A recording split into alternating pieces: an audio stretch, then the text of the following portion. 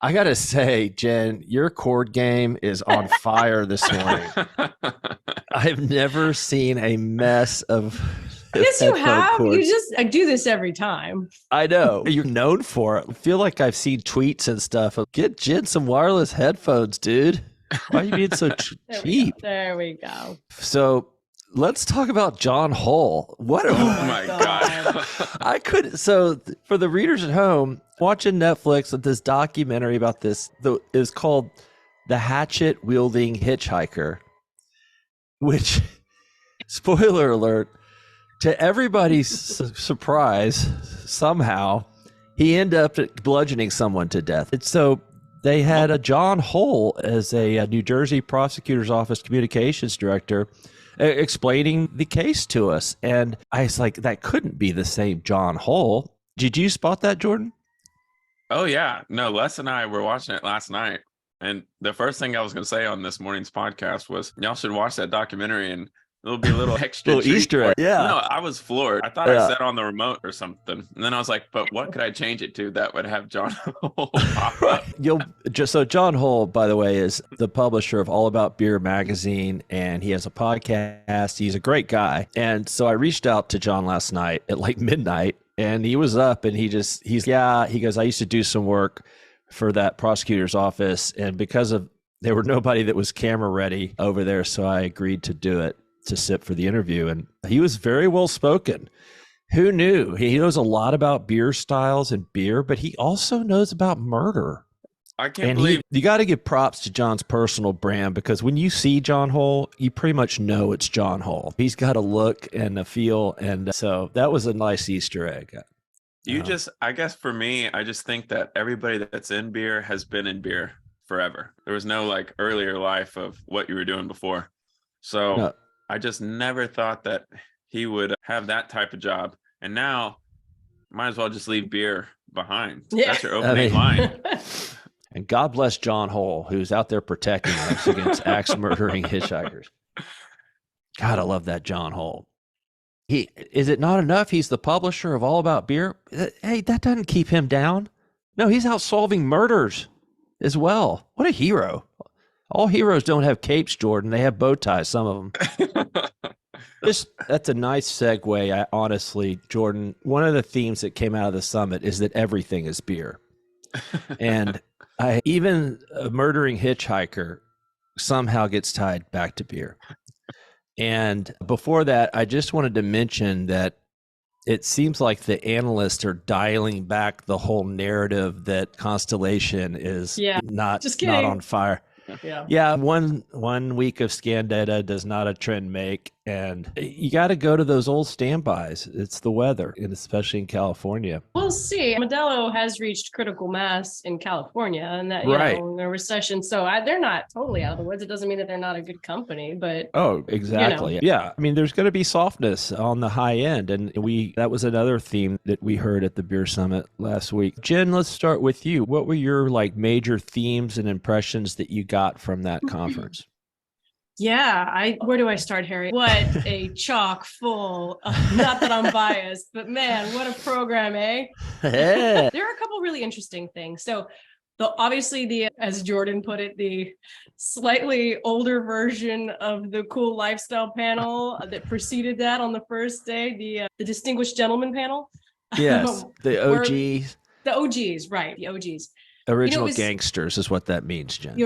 Thank you, Harry. Thank you for Harry explaining that to me. But no, it was interesting the fact that panel actually jived with the lifestyle panel. So you got the old timers and the new infiltrators saying the same things like Bump's been saying for a while, that it doesn't make sense that some of these spirits RTDs aren't sold in the same channels as beer, because why should you have a 12% ABV product that's malt based, but then you can't get something that's less. Now, in the same breath, he's saying that beer shelf space is going to contract by 20% because of 3,000 spirits RTD SKUs that are coming in to swoop in and get that space.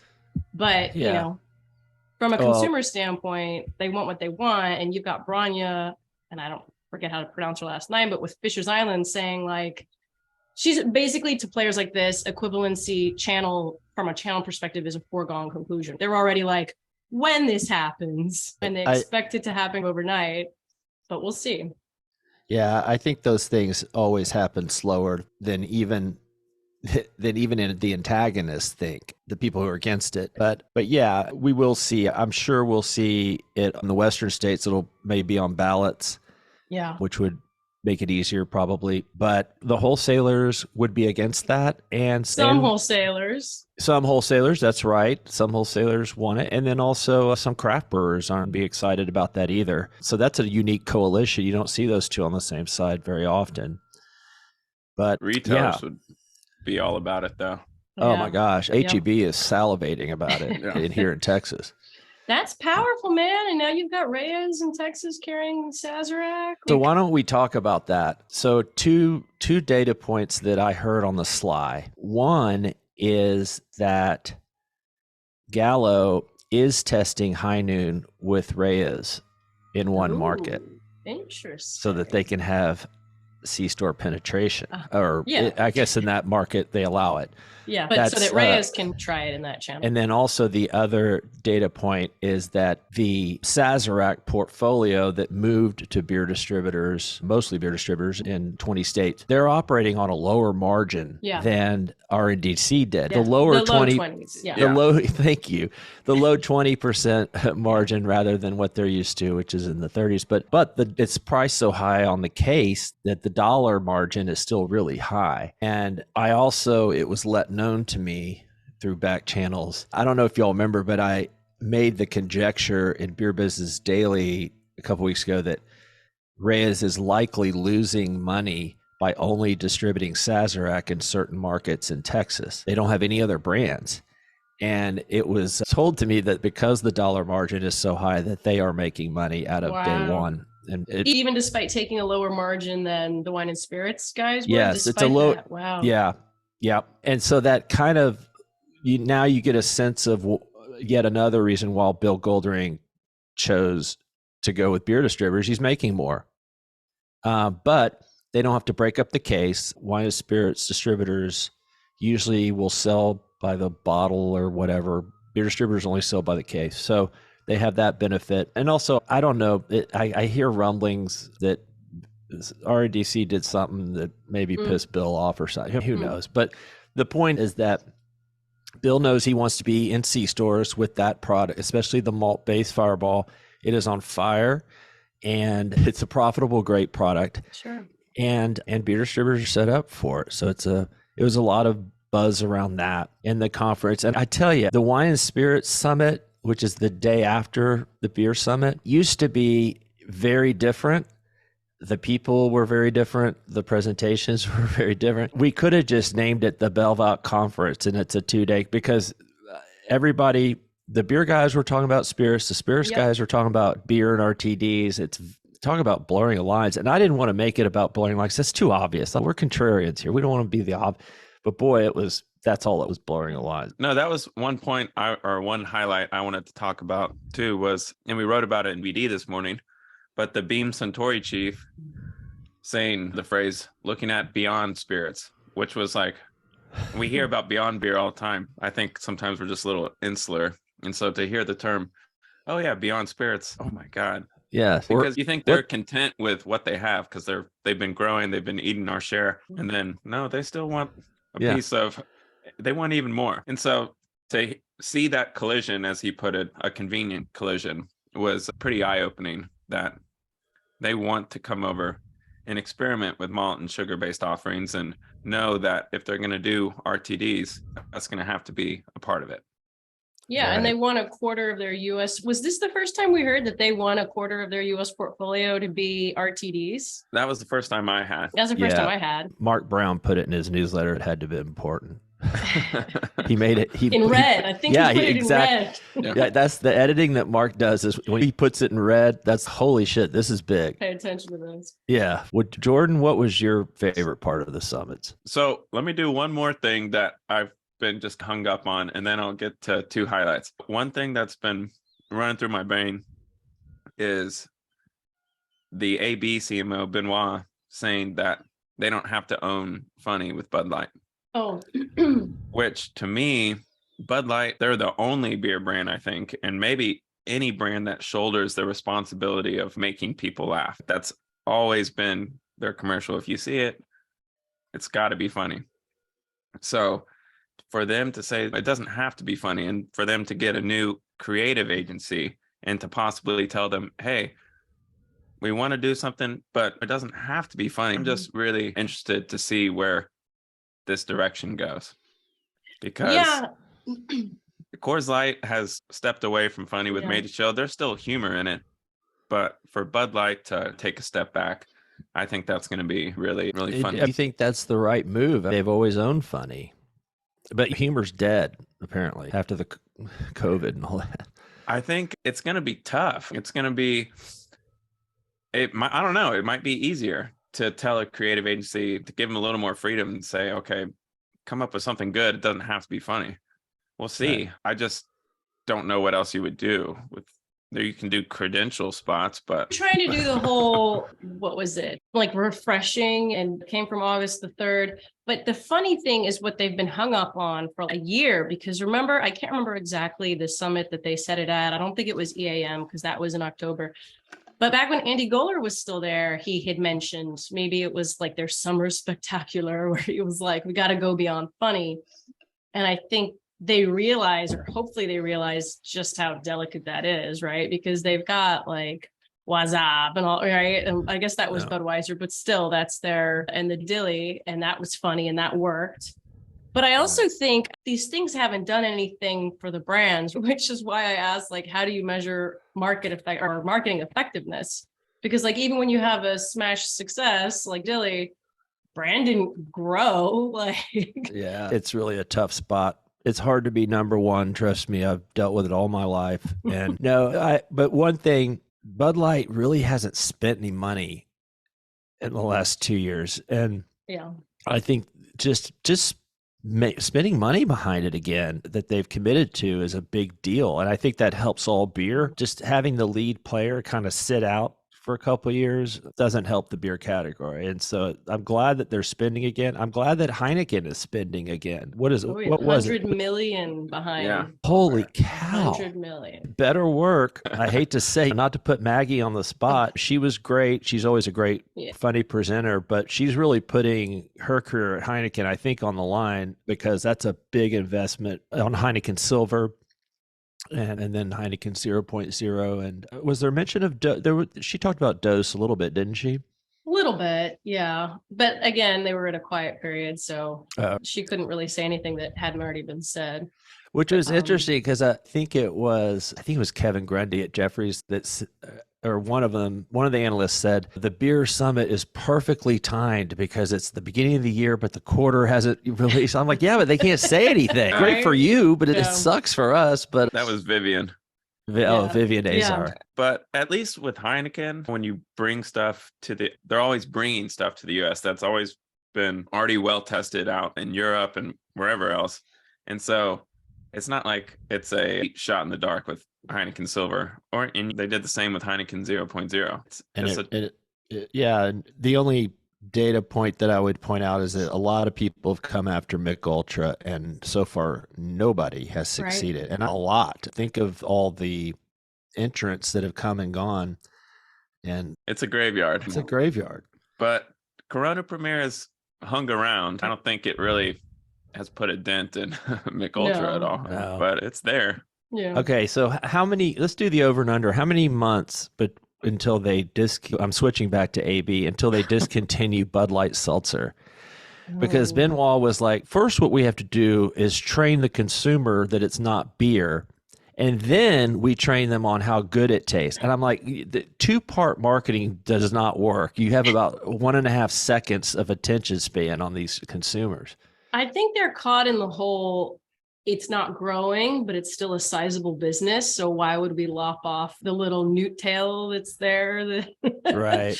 I don't know. Because, but also real quick, that's not a new insight. They knew that. They knew that from the get-go. They knew that they had that there was an inherent, by extending that brand into the seltzer space, that there was the inherent problem with people thinking. They said that from day one. So that's not really a new insight. Then why did they do it, Jen? Their initial marketing their initial marketing tried to separate the two. They've been working on this for a while. It's not, like Jen said, this wasn't a new insight that they're just trying to get in front of now. They've been in front of it since the beginning and still haven't been able to really communicate that to consumers. It was, I mean, you're right. It's too big to fail, but he did, I mean, not too big to fail. It's too big to discontinue at this point. But he did say that it seemed like he hinted that they're going to stay away from overextending brands again, which going is forward. Really interesting, because what I heard, and it's hard completely absorbing things when you're up there because you're thinking of a million other things like where the timer is and how do I get us back on our roadmap. Which, by the way, a little behind the scenes, the timer was always wrong the entire day. So if y'all thought that we were a little bit frazzled, that was why. We're going to buy our own timer and from Amazon and have it up there next year. So go ahead, Jen. Yeah, but one thing that I think I heard him say, which did strike me as a little bit new, and he's a newer CMO there, was that how he said, literally the quote is, I think for too long we relied on beer brand extensions to innovate and capture the opportunity. And we're going to see more of his new space, new brands, which obviously historically AB hasn't been like the best innovator. But what I heard from him is, we know we've got this giant like muscle to where we could just throw anything in the space and have it be there, but we're going to try to be a little more focused and scale approach to this and not just try to extend big brands, which was refreshing. And it was interesting too, because Malika basically said the opposite. She's, we do some new to world stuff, but we have these big brands on the shoulders that we can extend off of because they haven't exhausted that end yet, or at least, comparatively they haven't. So that's interesting that you've got two giant brewers supposedly looking at innovation completely differently. Let's pivot to Malika and Constellation. She said some interesting. So Jen, what were your like high points from the Constellation presentation or panel? Just the approach to innovation is interesting. She said some of the color around, it's hard not to read into anything that they say about Coke, because there have been the rumors. And she's like, and there was a meeting of the minds of how we approach brands. And I'm like, oh, meeting of the minds. Will there be a meeting of the balance sheets? Sorry. But no, and then just lessons from Corona Premier, which for launching Modelo Oro, which is obviously a huge launch this year, one that will, speaking of extending their giant brands. And one thing that I didn't realize, and maybe Jordan, you'd probably remember if we've covered this or not, but that Modelo Oro is targeting non-Modelo drinkers. Still, I think Hispanic, although I'm sure they'll take the general market too. I think it was Hispanic, but I'm almost positive she said basically targeting non-Modelo drinkers. But I'll have to go back and re-listen to that. Yeah, I think this will have more of a it seems like it'll be more targeted towards Mick Ultra drinkers. Yeah, sure. And so a little more active, healthier, incorporate sports a little more, because Modelo has been really like partnering up with sports stars. So how they'll but it's interesting because why extend a giant brand if you're not already playing to that core audience? But it totally makes sense that wouldn't necessarily always be the same consumer, because it is more active lifestyle. Yeah. If there are any are you asking for questions to pass them to the front?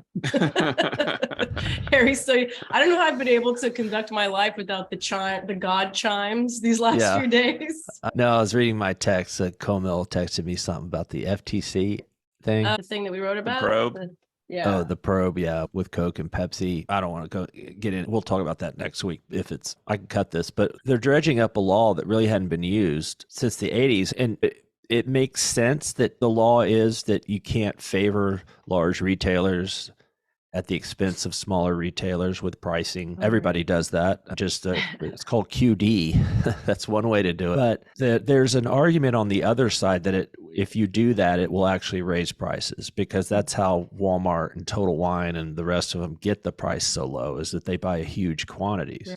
If you're trying to protect the consumer.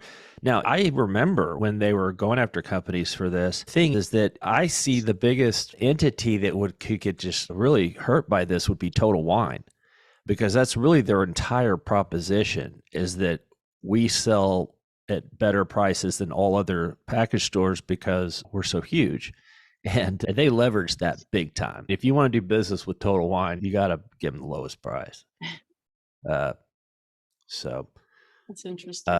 Jordan, were there any surprising and or funny parts of the summit that struck you? I think my two favorite parts was just an excellent job by Jen up on stage to get stories out of two of our speakers. One was Maggie from Heineken, and the other was Go from Crown and Hops. And the stories had nothing to do with beer. It was just their, one was Maggie doing a free throw shooting contest and just wiping the floor with everybody. And 50 in a row. Who could do it? And then she stopped because she didn't want to embarrass the other men. 53 shots. I don't even. That's just amazing. I didn't realize she was that good. She is in tall. her heels. And right. So good.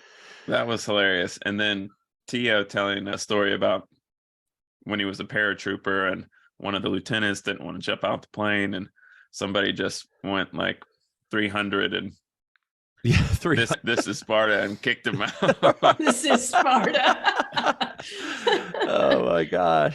So I think those were just so entertaining, and there was a roar of laughter and everybody was just kind of on the edge of their seat listening to those. So props to you, Jen, for mixing it up and bringing the human share element. Those stories.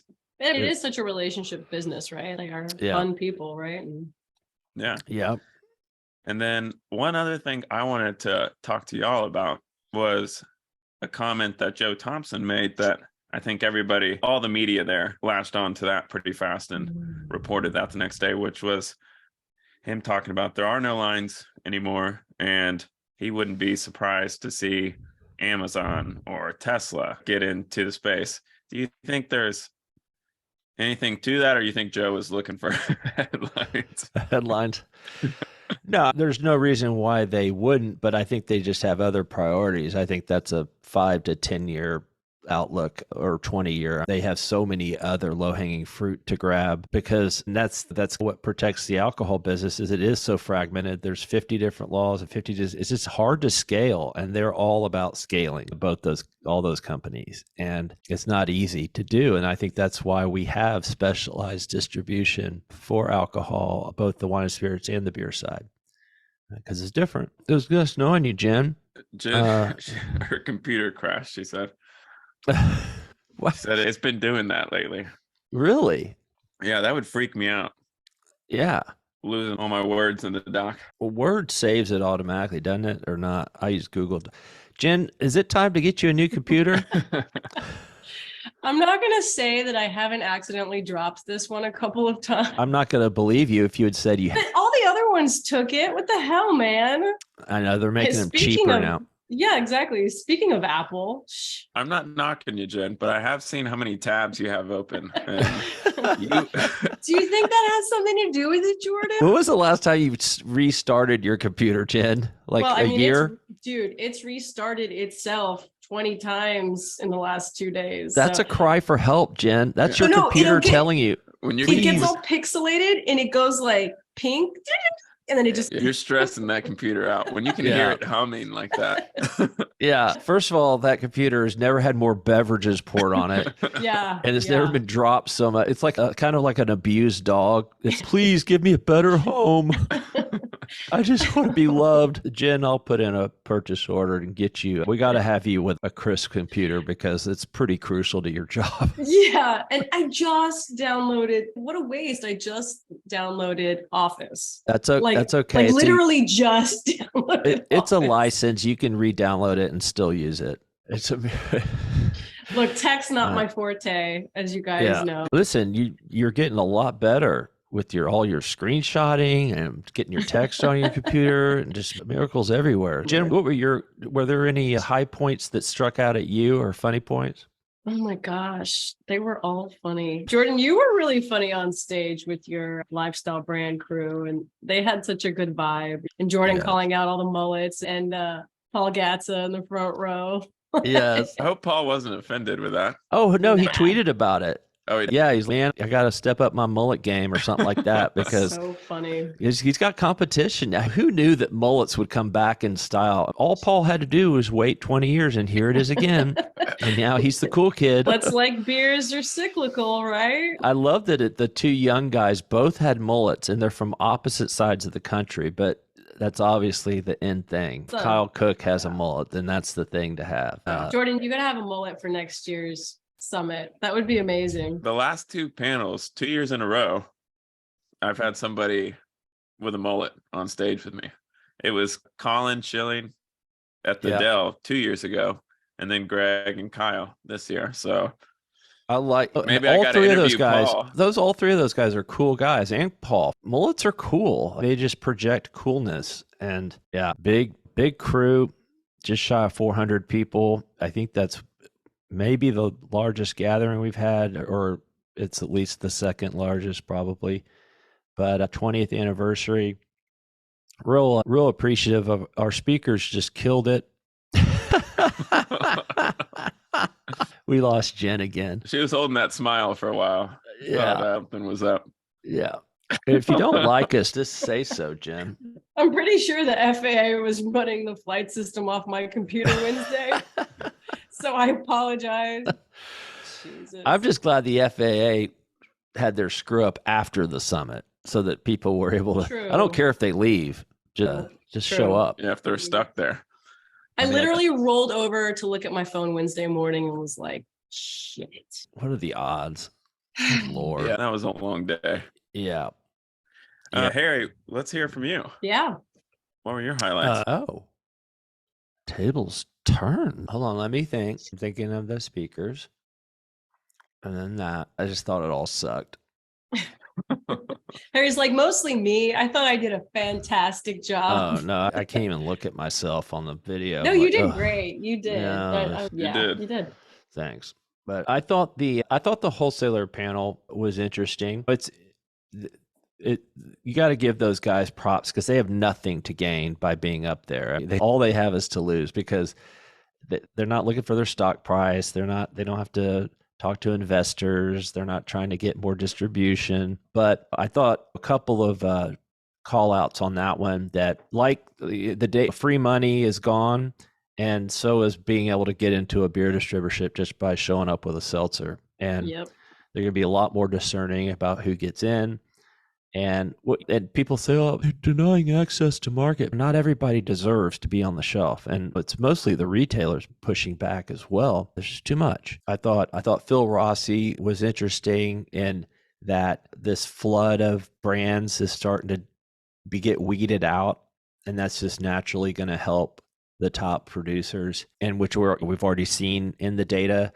And it's probably going to increase. And I know we've seen this slide before, but I think the parallel with energy drinks and in imports, showing the graph where you have this big rush, everybody copies, and then you see a volume decline, and then you see it shoot back up again. And so that trend is not abnormal. And those who survive when the tide's out will be successful. So I don't know that coming out with spirit versions of the malt versions. I know why they're doing it, because they don't want to let just High Noon have free reign on that segment. But I don't know how that fits in with consumers thinking of where these brands sit.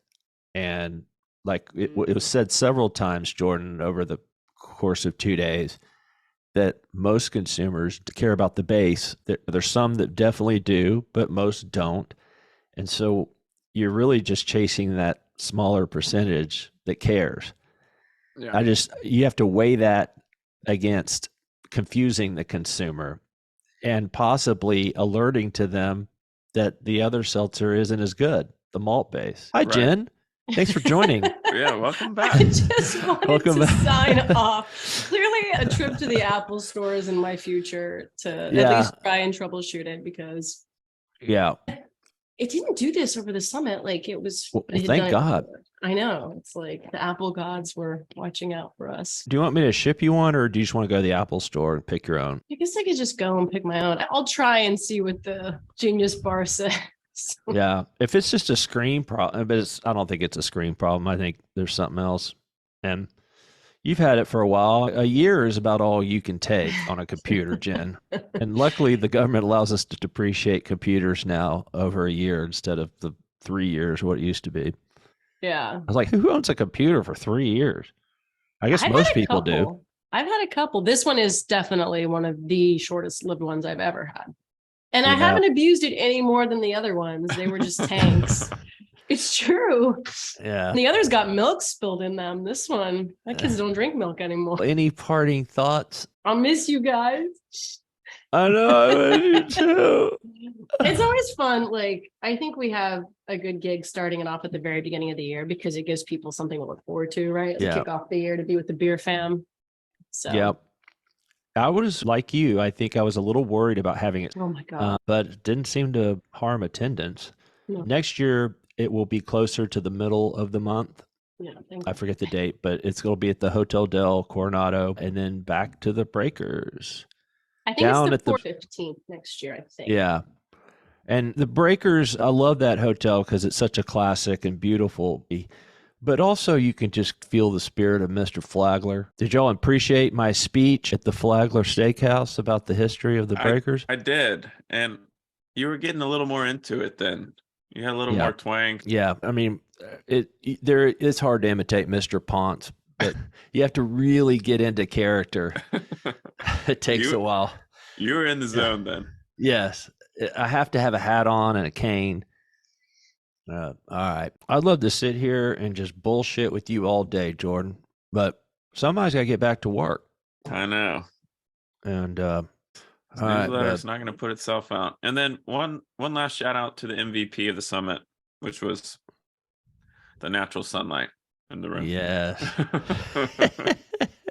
Like the quote at the end of the newsletter, the only thing we can't control is we had, just for those at home, we had beautiful whole side of the ballroom open, just windows to the Atlantic Ocean. And it was a beautiful sunny day.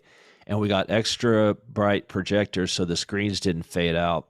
And it worked out really nicely because normally we have to pull the curtains. But with technology now, we can leave the curtains open, have that natural sunlight coming in, giving us vitamin D, making us happier. And I'm going to request that from now on. And in fact, I think the Dell has a ballroom that's open to the ocean, if I'm not. Yeah, it was good, positive vibes in there. Yes. Everybody had positive vibes. Yeah, I know. Yeah, it definitely kept everybody awake. I feel like the audience was a lot more engaged this year. Definitely. They laughed at the right times. And that's what you. That's all I care. It's laughs. Yeah. That's what, if you're not, that's how we gauge a good summit. Laughs, not information, not data points, laughs. Because it ain't easy. It brings the people back. Yeah. That's good. Yeah. All right, bud. Have a good weekend. And You too, man. I got Monday's issue covered, and we'll just. Oh, I know. I was going to say. I guess we need to do predictions. We put it off, so maybe we'll do that next week. That sounds good. All right, man. Talk to you later. See ya.